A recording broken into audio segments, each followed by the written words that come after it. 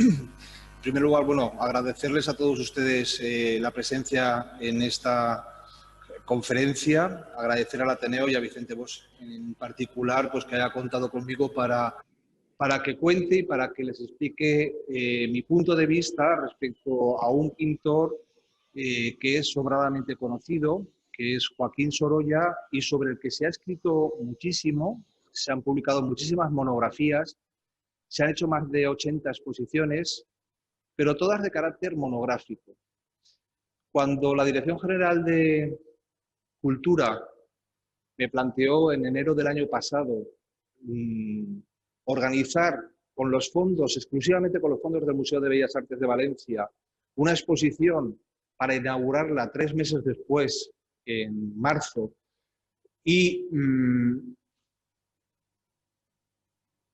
para abrir con esa exposición la 5ª fase del Museo de Bellas Artes, pues naturalmente dije que sí, que era un reto importantísimo, que era un reto que me ilusionaba, pero la dificultad estaba en los requisitos de esa exposición, es decir, era fondo del Museo de Bellas Artes exclusivamente y tenía que ser de, esa pauta también se me dio, de la segunda mitad del siglo XIX y de la primera mitad del siglo XX. Por tanto, lo que se me ocurrió, sobre todo porque tenía una investigación ya realizada tiempo atrás, se me ocurrió que era importante dar visibilidad a Joaquín Sorolla, pero no como un pintor aislado que nace de la nada, pero que es un genio, sino a Joaquín Sorolla entendido en su contexto. Y por tanto, la presencia del artista solo se justifica y solo se entiende si miramos el momento en el que Sorolla va a hacer su incursión en las bellas artes, cuáles fueron los principales maestros con los que contó Sorolla en su formación, cómo Sorolla alcanza un reconocimiento y una proyección no solamente local ni nacional, sino internacional, y finalmente también analizar, ver y comprobar qué influencia ejerció Sorolla entre los artistas de su tiempo, incluso artistas con posterioridad a su muerte. Y ese es el proyecto que desarrollé y ese es el proyecto que todavía pueden visitar en el Museo de Bellas Artes en la fase 5ª, son 1.200 metros cuadrados expositivos y es el que les voy a narrar. Y un hilo conductor en todo ello era presentar a Sorolla como lo que reza el título, como el inicio de la pintura moderna en España. Y ahora quiero explicarles en qué sentido y por qué se planteó así esta exposición.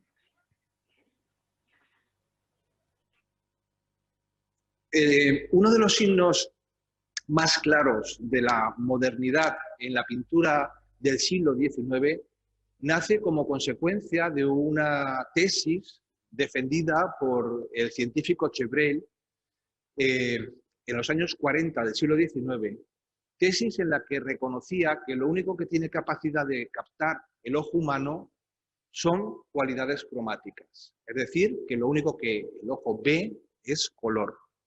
Ese principio, que aparentemente puede parecer tan obvio, tan fácil, tan sencillo, ese principio fue tenido en cuenta por los artistas, por los pintores de su tiempo, cuando intentaron bucear, buscar, trabajar directamente de la naturaleza, copiar la naturaleza, copiar la realidad de una forma objetiva, de una forma sincera. Por eso, cuando vemos la obra de Courbet, Bonjour, Monsieur Courbet, lo que estamos viendo es un acto de cotidianeidad de un artista, Courbet, que aparece con esa mochila, con los pinceles, con el caballete desmontable, en un momento en el que se encuentra con uno de sus mecenas, con Monsieur Bruyas, y con su criado, que han dejado el carruaje, como se puede ver al fondo, y se están saludando. Ese acto es lo suficientemente importante porque indica una cosa, y es que los artistas a mediados del siglo XIX salían a pintar al aire libre. eran pintores plenairistas, plein air. Y esa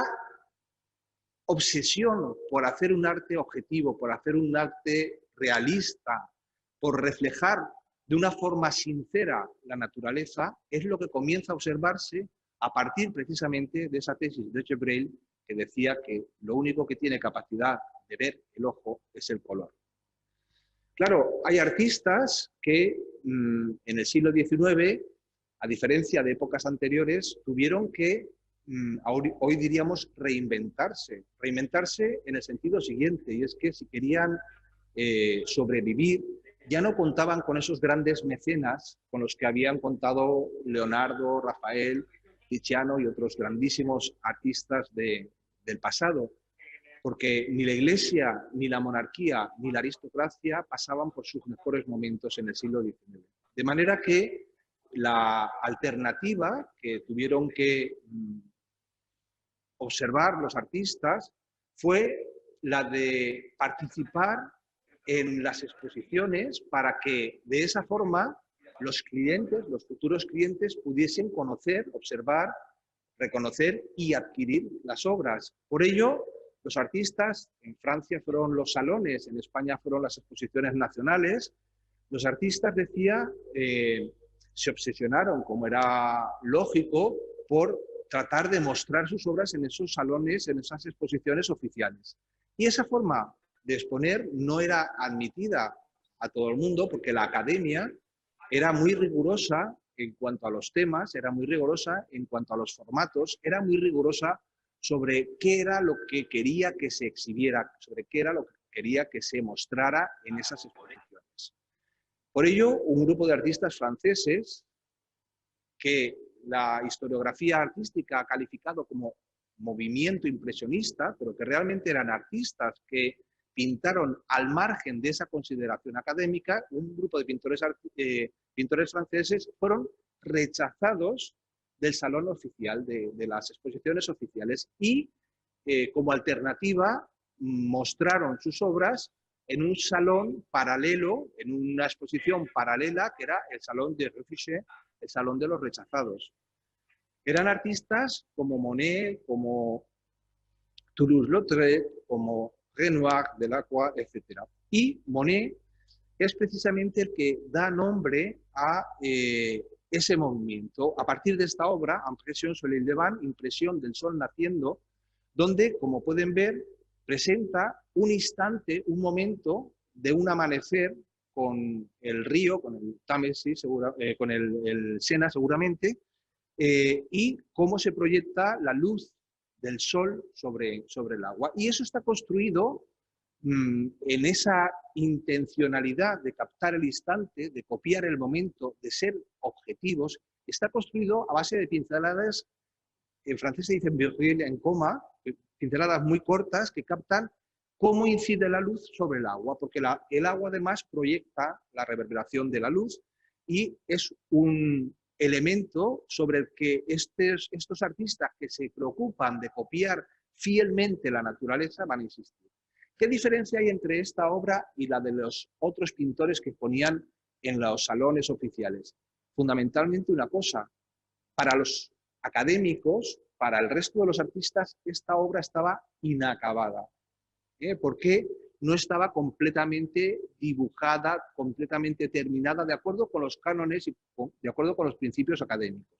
Sin embargo, estos artistas lo que querían era hacer precisamente todo lo contrario, una pintura muy objetiva, muy realista, captar el instante, el momento, pero los momentos cambian tan rápidamente que es imposible ser absolutamente fiel a la realidad. Y esa rapidez con la que el cielo, el sol, la luz varía, hace que tengan que ser muy rápidos en la ejecución. Y el procedimiento tradicional de mezclar colores en paleta no sirve, porque la luz cambia tan rápidamente que si emplean la técnica tradicional, el resultado es que el momento que quieren pintar ya ha pasado. Por tanto, el recurso que tienen estos artistas es pintar directamente sobre el lienzo, sin mezclar en paleta. Aplicar el color puro directamente sobre el lienzo y es, como decía Gebrel, el ojo humano el que tiene la capacidad de mezclarlos. Eso es lo que hace Monet aquí, o en superficies, insisto, sobre acuáticas, como este puente de Argentiel pintado en 1874, donde se confunde la parte, digamos, real de su reflejo en el agua. Otros artistas como Renoir, cuando pinta Le Moulin de la Galette, está pintando una escena cotidiana del París burgués, y lo que es realmente interesante es cómo entiende la luz, cómo refleja la luz en esta obra. Si se fijan, podrán ver que en el personaje, en los distintos personajes hay manchas de color mucho más claras, incluso las parejas que están bailando, la mujer que viste de blanco con una gama de azules, tiene unas manchas blancas que es la incidencia de la luz directamente sobre esa superficie, porque la luz, al penetrar a través de las hojas de los árboles en esta fiesta, hace que determinadas superficies sean más claras y otras más oscuras. Degas se preocupará de captar el movimiento. Tengas en cuenta que la fotografía es un descubrimiento reciente y ese principio de la fotografía de captar el instante es trasladado también al lienzo, y Degas va a tomar como excusa escenas donde el movimiento es obligado. Puede ser planchando, pueden ser aseándose, o puede ser realizando distintas acciones. O en las carreras de caballo. ¿Quién hasta este momento se habría atrevido a realizar un grupo de personas que están fuera de plano? Porque las dos figuras que aparecen en el primer plano a la derecha, el hombre con la chistera y la mujer en el carruaje, quedan completamente fuera de plano, porque está captando el instante, y el instante hace que el movimiento se mueva tan rápidamente que el artista no tiene tiempo para concluir. Ese es el concepto de modernidad que están imponiendo un grupo de artistas en el París de final de siglo. Porque la fotografía fue utilizada en ese tiempo por numerosos artistas, y entre ellos, naturalmente, Sorolla. Pero como veremos y como saben, Sorolla se formó desde los 16 años, estuvo trabajando muy próximo a donde nos encontramos, al Ateneo Mercantil, en el taller del que con el tiempo sería su suegro, el fotógrafo Antonio García, que tenía su taller de fotografía, ya digo, muy próximo aquí, y trabajaba de ayudante. Por tanto, la fotografía no era una técnica que fuera completamente ajena al pintor valenciano, como demuestran estas dos imágenes.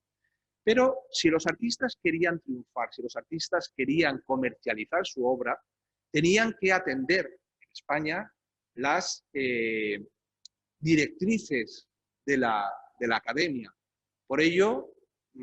aquellos artistas que en la segunda mitad del siglo XIX quisieran triunfar, tenían que participar en las exposiciones nacionales que se celebraban bianualmente en Madrid, y los temas prioritarios fue la pintura de historia. Pintura de historia que, como el conocido cuadro de Gisbert, con el fusilamiento de Torrijos, evidencia un interés por recuperar momentos de la historia reciente o no tan reciente, del pasado glorioso en ocasiones, en un momento, esa segunda mitad del siglo XIX, en el que España estaba perdiendo sus últimas colonias, en un momento en el que el ánimo de la población española no era precisamente muy optimista,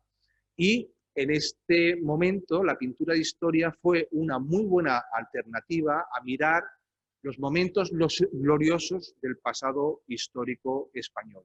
Sorolla no fue ajeno a esta corriente de hacer pintura de historia, pintura que por otra parte hay que reconocer y recordar que se presentaba en grandísimos formatos. El Senado está en la actualidad lleno de grandes muestras de pintura de historia. Y Sorolla, decía, no fue ajeno a esta corriente, y por eso realizó numerosas obras acorde a esta temática, como el 2 de mayo, esta magnífica pieza que se conserva en el Museo de Vilanova y la Geltrú, o el Crit del Palleter, el grito del Palleter, que reconocía pues, ese momento de insurrección popular valenciana contra la dominación, contra la presencia de de las tropas francesas, ¿no? Y en un ejercicio de una habilidad técnica, con unos esfuerzos, con un concepto de la composición realmente fantástico, en una edad muy temprana, porque esta obra la presenta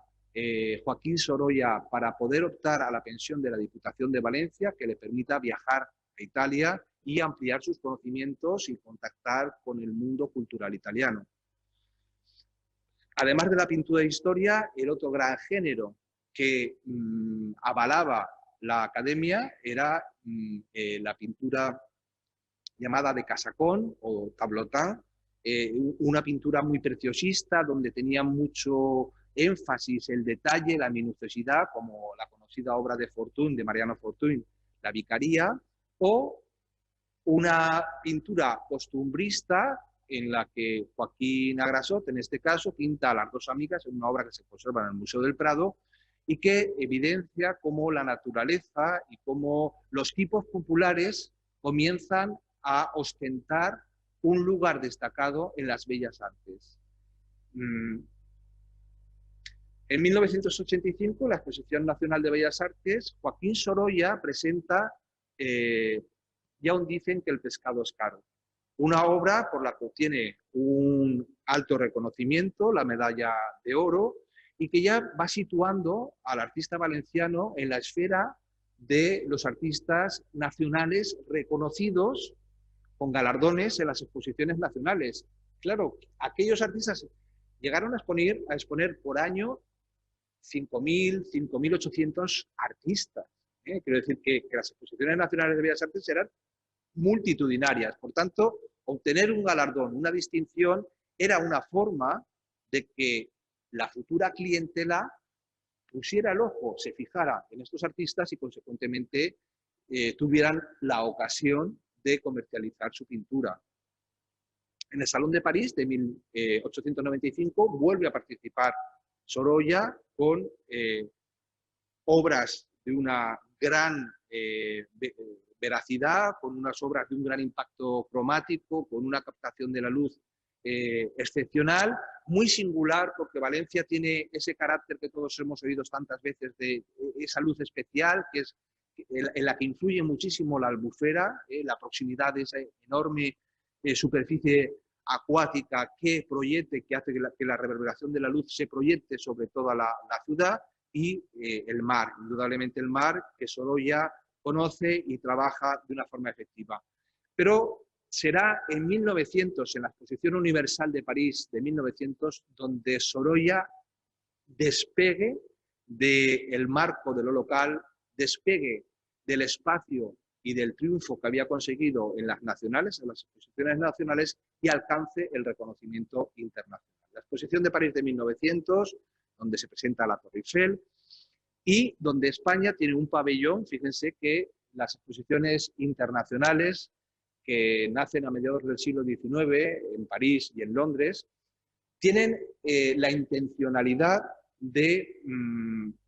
poner en valor, de difundir los avances en materia de agricultura, de ciencia y de bellas artes. Y cuando el resto de los países se dan cuenta de la eficacia de esas ferias, se suman a ellas solicitando poder participar, para lo cual construyen pabellones propios. En el caso de España, la exposición de 1900 se construye una arquitectura que tiene un carácter efímero, es decir, dura el tiempo de la exposición, después se destruyen, se demolen. Y en este caso, una arquitectura de corte herreriano, bastante rancio, pero que, bueno, ejemplifica un poco la idea de fortaleza que quería transmitir España a través de esa construcción en la Exposición Internacional de París de 1900. En esa exposición, Sorolla presenta 6 piezas, cosiendo las velas, comiendo la barca y Triste herencia. Una obra que, sin duda, remueve las conciencias del público francés y de la crítica, que hace de esta obra un emblema del momento. Pero quiero que pongan la atención en este hecho, y es que en esa misma exposición de 1900, en el pabellón de los Estados Unidos, que es este, expone un artista nacido en Filadelfia, asentado en Londres como retratista reconocido de la aristocracia inglesa, pero de origen americano y por tanto expone con el pabellón de los Estados Unidos, John Singer Sargent. Y Sargent es un artista que ya en el año 1878 estaba haciendo obras como este apunte que les muestro de desnudo de niño en la playa, que se conserva en la Tate Modern de Londres, o este otro, Baño de niños napolitanos, del año siguiente, del 79, donde 1879, es decir, casi 25 años antes de que Joaquín Sorolla comience a pintar esos niños en la playa que tanto eco, resonancia e importancia y proyección le han concedido al artista valenciano. No es casual que Sargent estuviese a escasos metros del pabellón español en Estados Unidos. No es casual. Y lo que no es casual es que Sorolla, a principios del siglo XX, en 1903, comience a pintar niños muy acorde a lo que Sargent había mostrado en 1873-78. Sargent es reconocido más que por los niños en la playa, porque él deriva mucho hacia los grandes retratos, retratos elegantísimos que conquistan a la aristocracia de Inglaterra, donde Sargent va a hacer futuro. Pero es que lo que es importante de todo esto es que Sorolla y Sargent, coincidiendo en la Exposición Internacional de París de 1900, van a entablar amistad. De hecho, es Sargent quien va a introducir a Sorolla en el mercado inglés, quien le va a facilitar la exposición en 1906 en Londres y quien le va a introducir con Huntington, el creador de la Hispanic Society de Nueva York, Hispanic Society of America de Nueva York, y quien a través de Sargent va a conseguir dar el salto, que Huntington se interese por su pintura, que le haga una exposición antológica y una exposición, la Hispanic Society saben que está en la 155 de Nueva York, está en Harlem, pensando en aquel momento Huntington que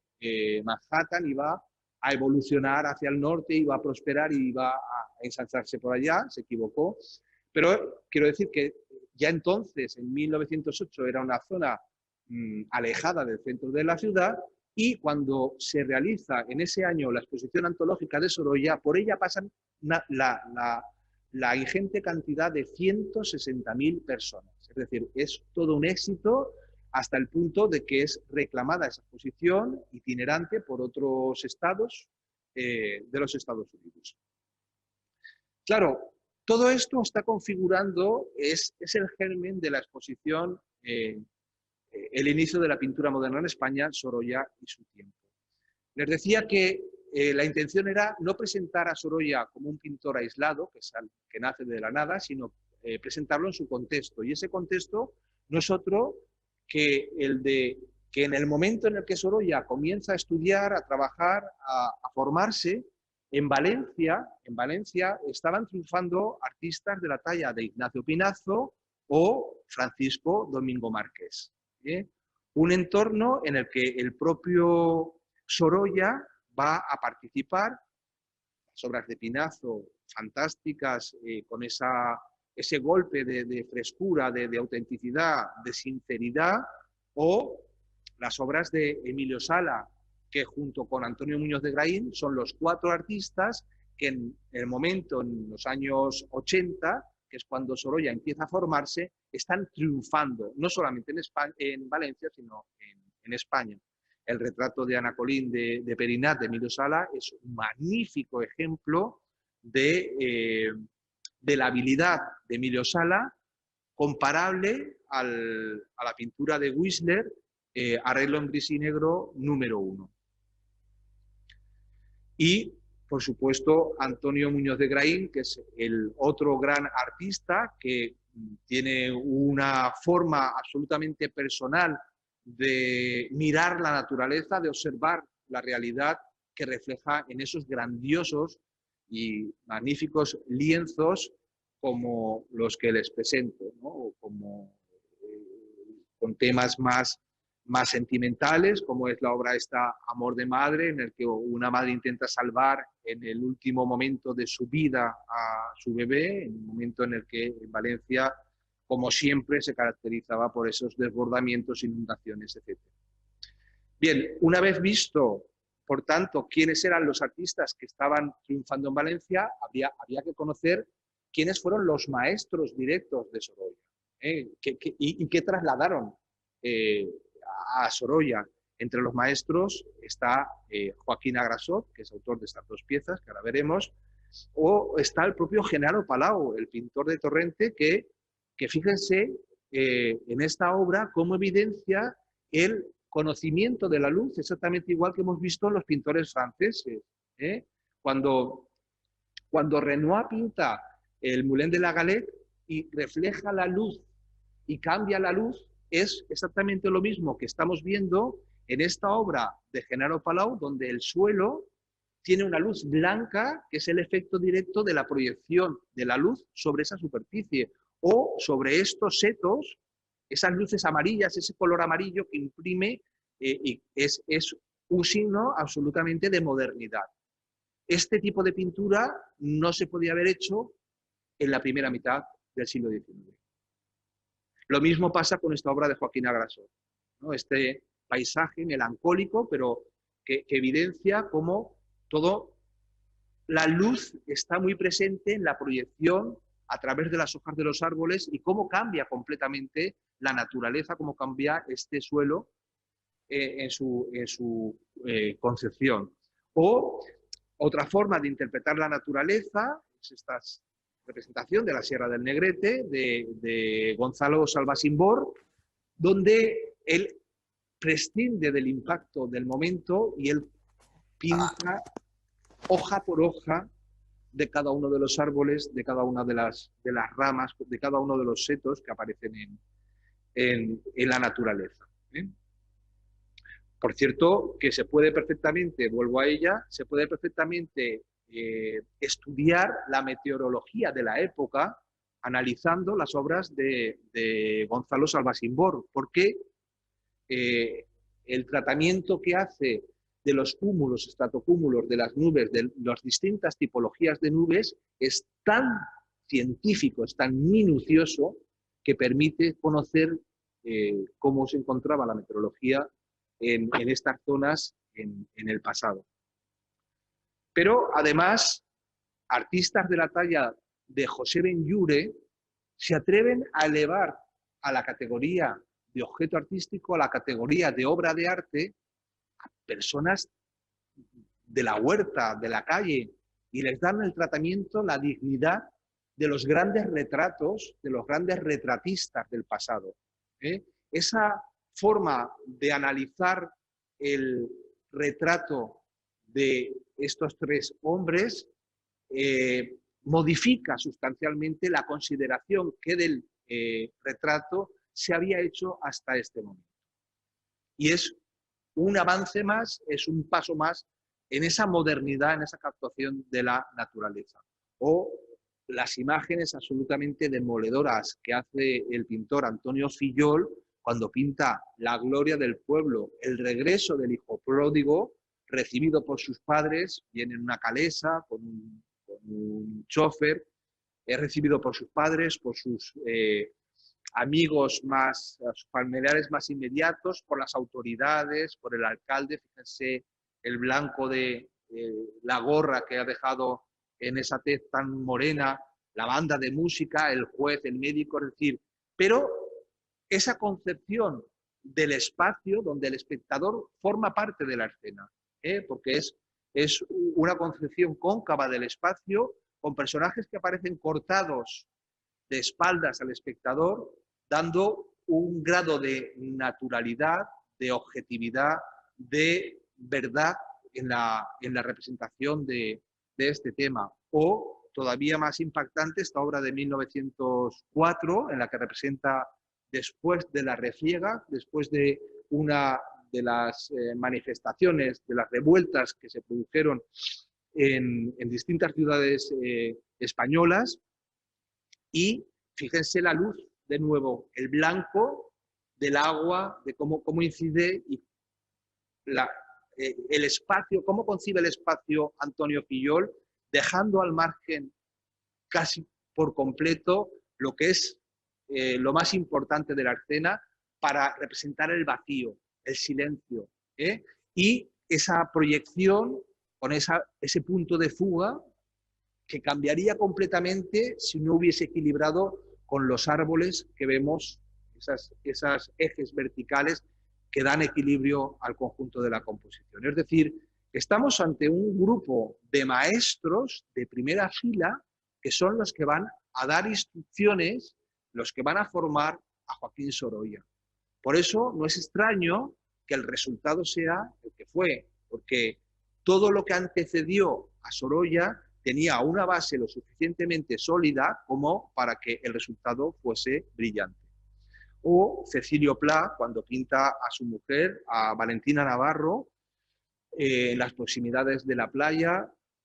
con ese arrepentimiento que tuvo, porque como saben, originalmente la pintó con una Pamela, después decidió solucionarlo eliminando la Pamela,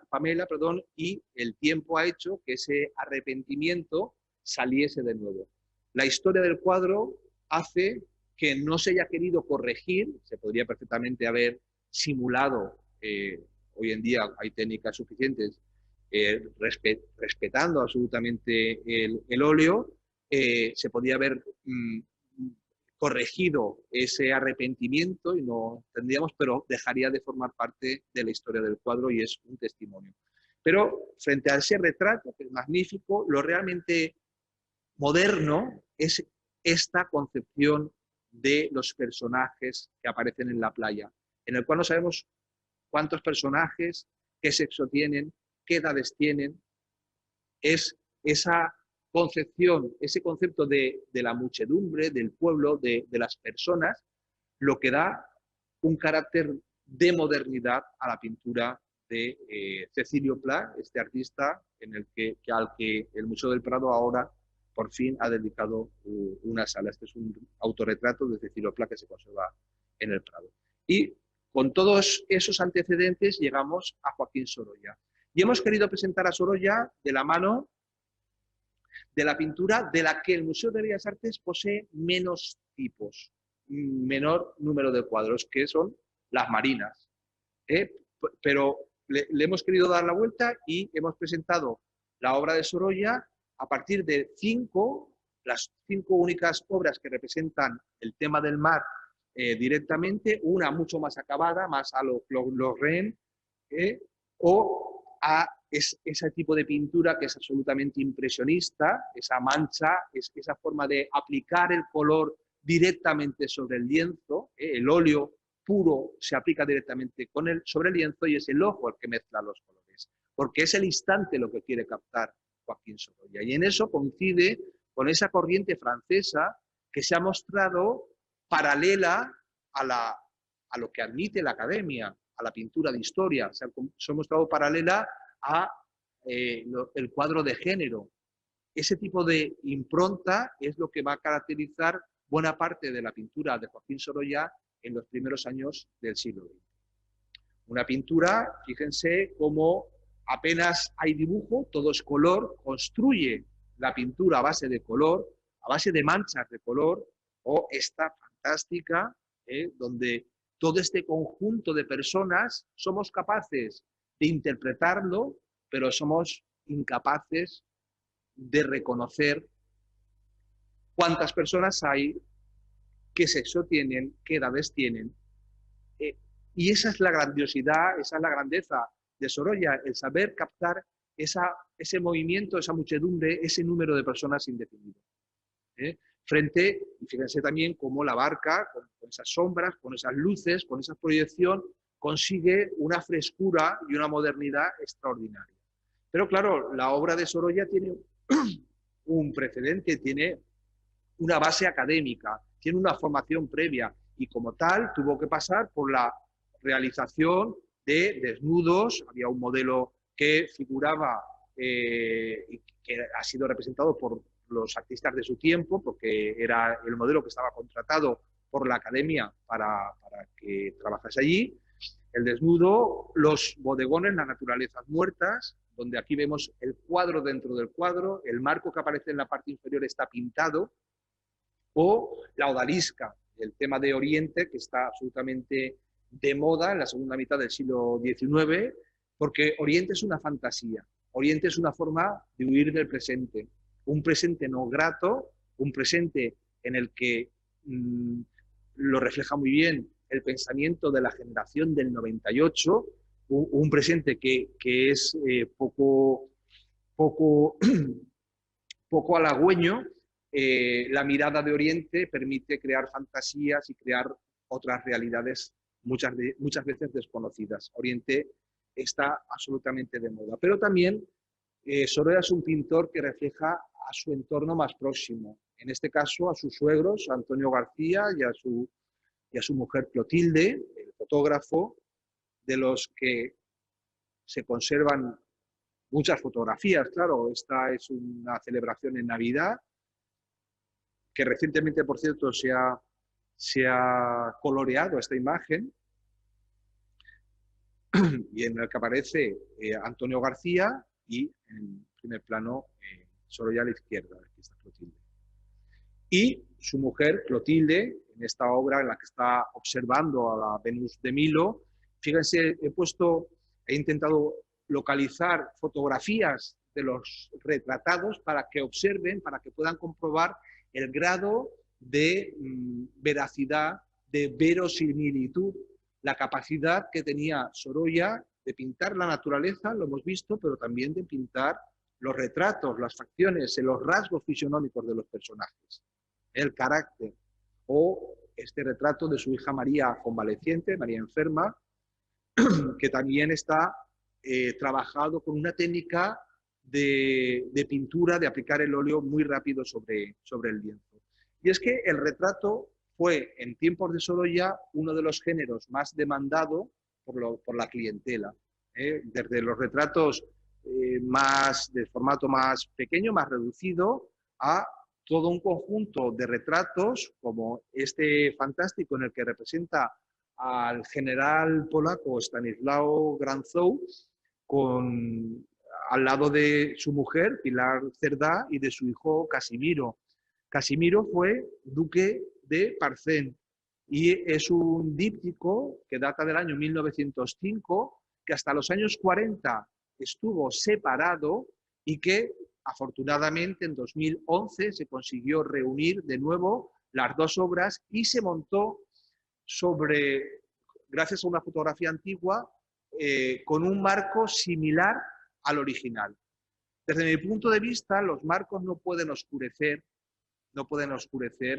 el valor de las obras. Y en este caso, y eso que está recortada la diapositiva, el marco tiene más peso visual que la obra del propio Sorolla. Y eso, desde un punto de vista objetivo, hace que reste importancia a lo que realmente es importante, que es la pintura.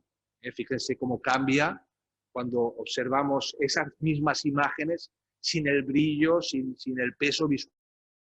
el marco. Otro de los figuras que pintó Sorolla fue Cristino Martos, un abogado y político español. Fíjense el grado de verosimilitud que tiene con la fotografía que aparece a la derecha de la imagen. O la cantante de zarzuela, Lucrecia Arana, segunda esposa de Mariano Benlliure, en un retrato realmente fresco en su concepción. Sorolla siempre reconoció que tenía dificultad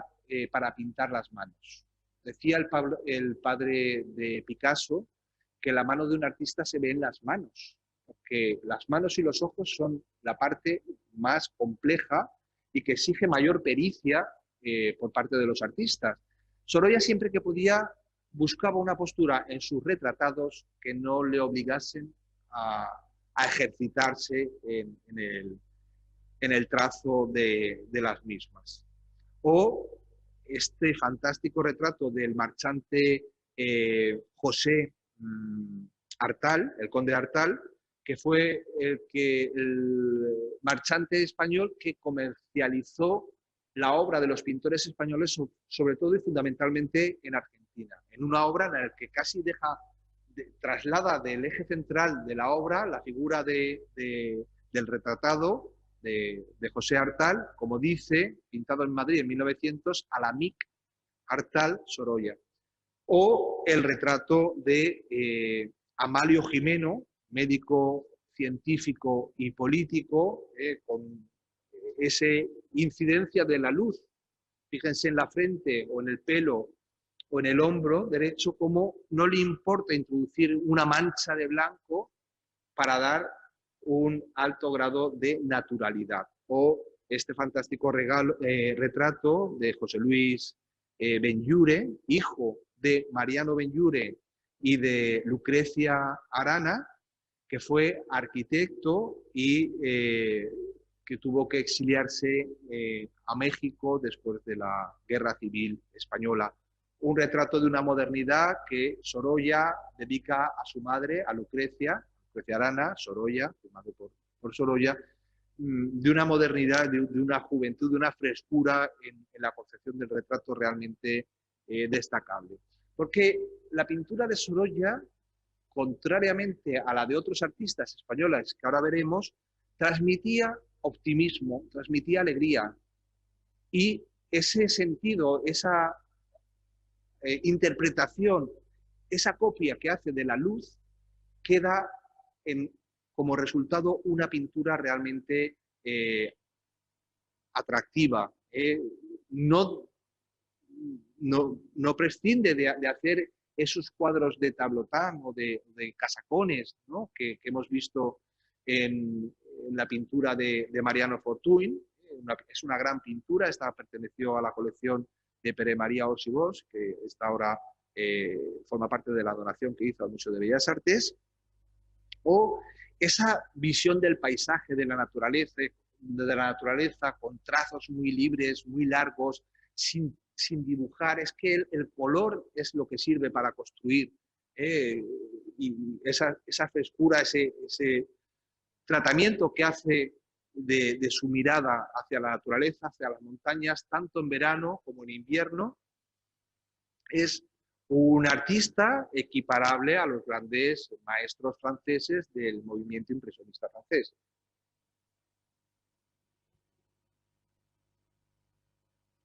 Y también hace retratos de sus hijos, de Joaquín y de María, en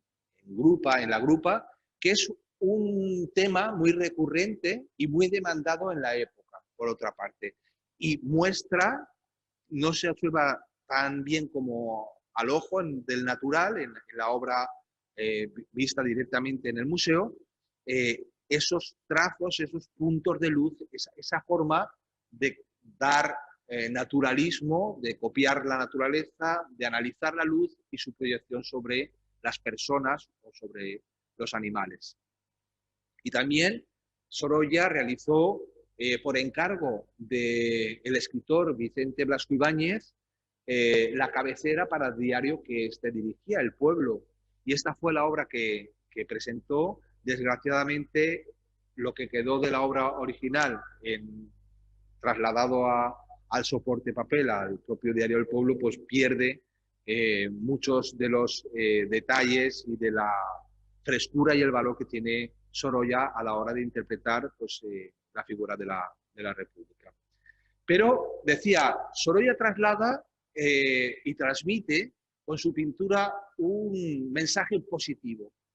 El otro artista que triunfaba cuando Sorolla, en España,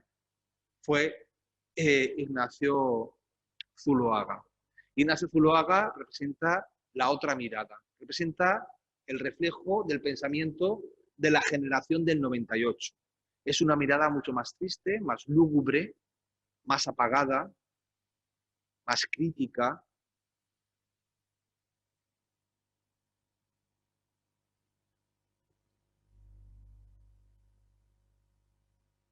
Son dos formas de abordar la naturaleza, la realidad, la copia, el análisis de lo que les rodea. Una en positivo y otra menos positivo.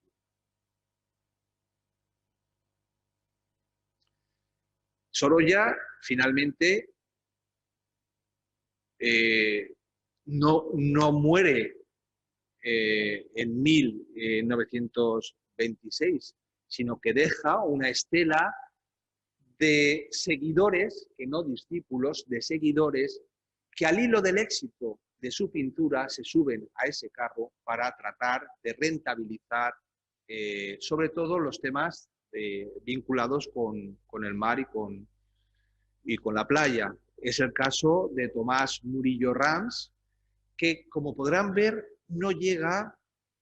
y no quiero estar restando todo el tiempo, pero no tiene la frescura que hemos visto en la pincelada, en el golpe de óleo que tiene Sorolla. No entiende la luz. Quiero decir, él se pone con el caballete seguramente en la playa o no y interpreta, pero no está pintando lo que ve, porque lo que ve no queda reflejado así en el lienzo. Algo parecido pasa en esta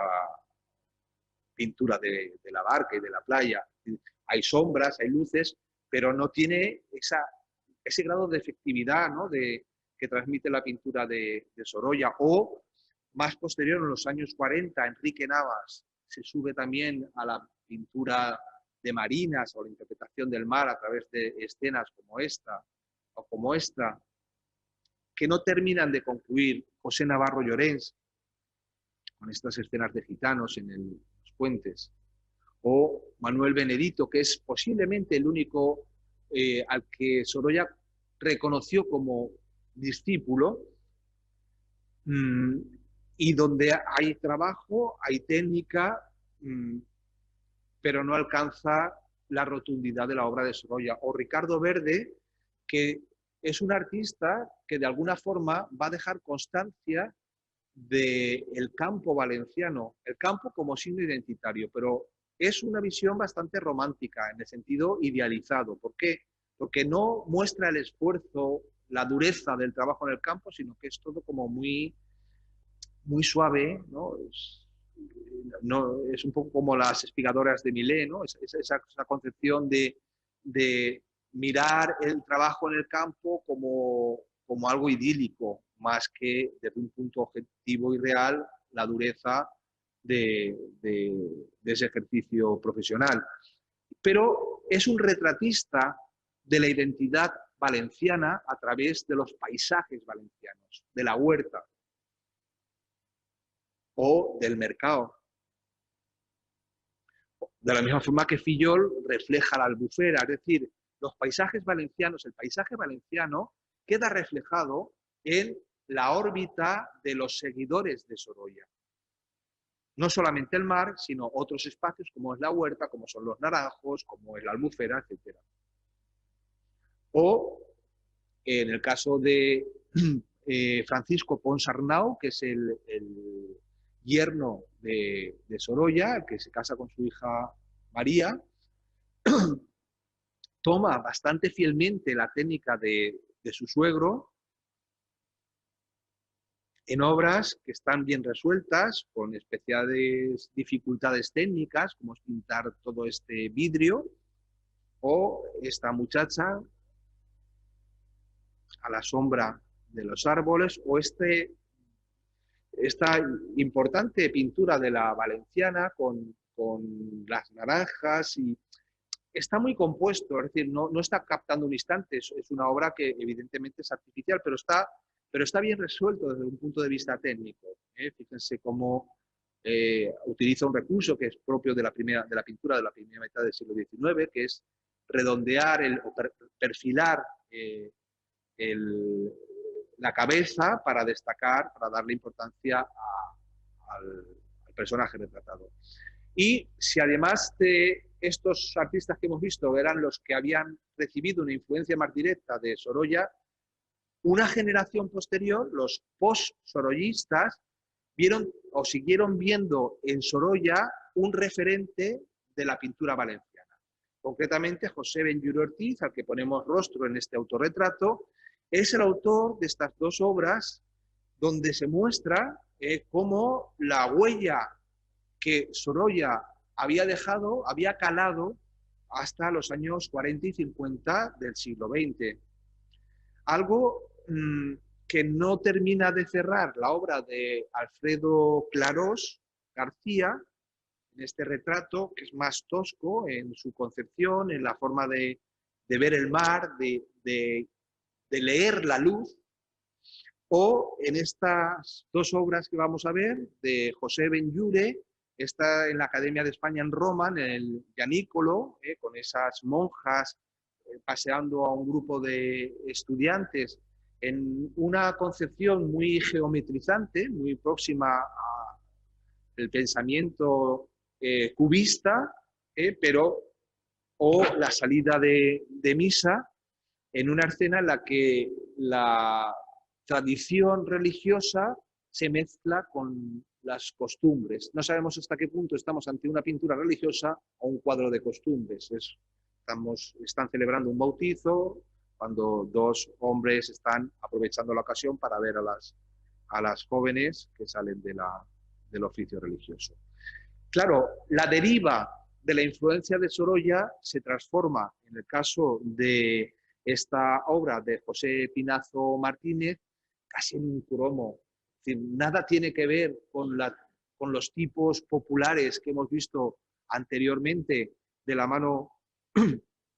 de José Benlliure, nada tiene que ver. Es decir, es una concepción, es una consideración mucho más forzada, más suave, menos real, menos sincera, en definitiva. Y claro, el culmen de esa falta de sinceridad es esta representación en la que aparece su mujer, la mujer de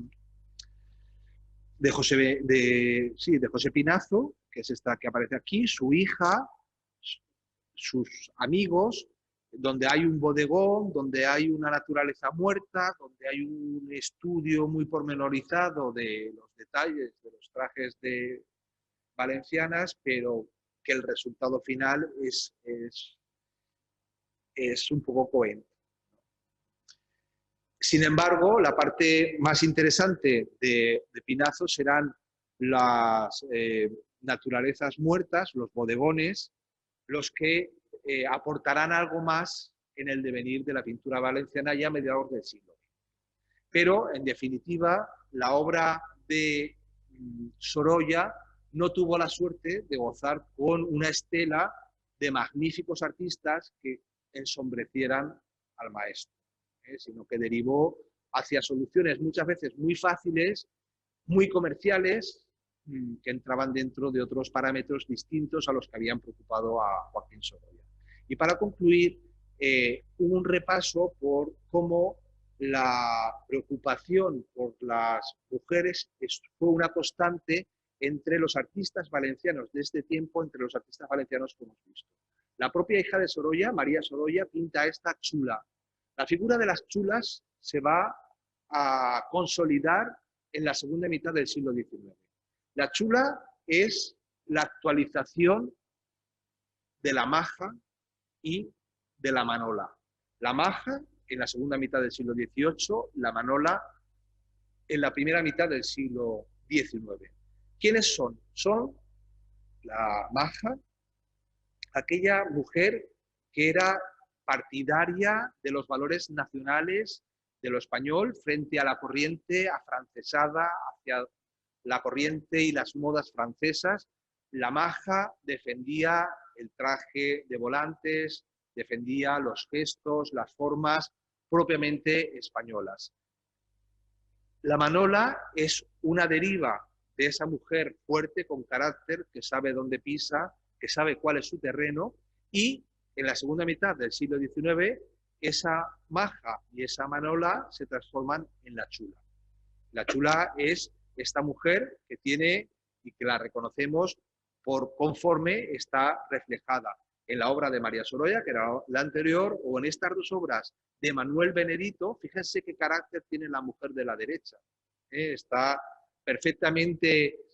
hay un análisis psicológico del personaje en los rasgos faciales, en la mirada, en la comisura de los labios, o en esta obra de Francisco Domingo Marqués, que representa a una andaluza con ese gesto, con esa actitud, con esa pose. Una mujer que va a ir también poco a poco derivando, estamos en artistas como José Pinazo Martínez, hacia una mujer mucho más decorosa, o en esta figura central de Cecilio Pla, en esta obra conocida, La Mosca, en la que da paso a través de esos visillos a un precedente que es la figura que aparece a la izquierda de la imagen, en dos pinturas que se conservan en el Ateneo Mercantil de Madrid, de Cecilio Pla, una mujer que aparece retratada por Cecilio Pla en otras imágenes y que, porque está aquí esto y no lo vemos bien, aquí se lee La Mosca. Aquí lo vemos mejor, La Mosca, que es algo que intervino el propio Cecilio Pla, porque cuando la presentó en la Exposición Nacional en 1897, la prensa, las publicaciones periódicas, interpretaron que estaba representando a una artista y a la que llamaban La Mosca. Y él quiso dejar claro, interviniendo después de esta exposición, el lienzo, dejando claro que el título que le daba era el de La Mosca. O esta obra de José Mongrel, en la que representa a una joven artista, una pintora, Elena Caravia de Follos, a los 16 años, murió 2 años después de este retrato, pero que pone en evidencia el papel de esas mujeres de clase media alta, burguesa, mujeres que están retratadas por Manuel Benedito en un retrato de aparato ya mucho más sofisticado, o a los niños en este tondo grandioso, en un retrato muy, muy acabado, que se aleja ya de esa forma de interpretar, para concluir con esta representación de José Garnero Alda, en el que representa a la cupletista Pepita Sevilla, sobre la que las comidillas de su tiempo hablaban de que había mantenido una relación con el rey. Una artista, fíjense en la obra de José Garnero Alda, con un carácter, con una forma de mostrarse muy potente, tal y como vemos coincidiendo con estas estampas, con estas postales que se publicaran, y que tenemos la suerte de poder oír.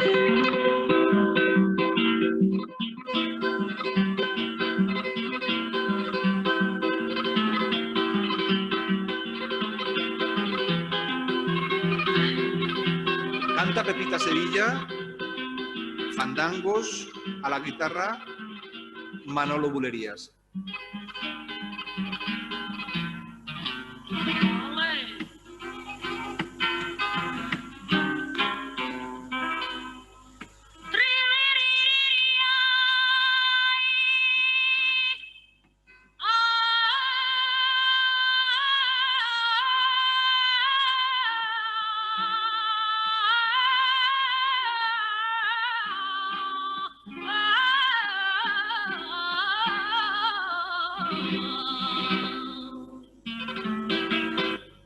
Ponerle voz a un retrato es completar la mirada del artista y terminar de cerrar la mirada sobre la psicología de los personajes representados. Muchas gracias.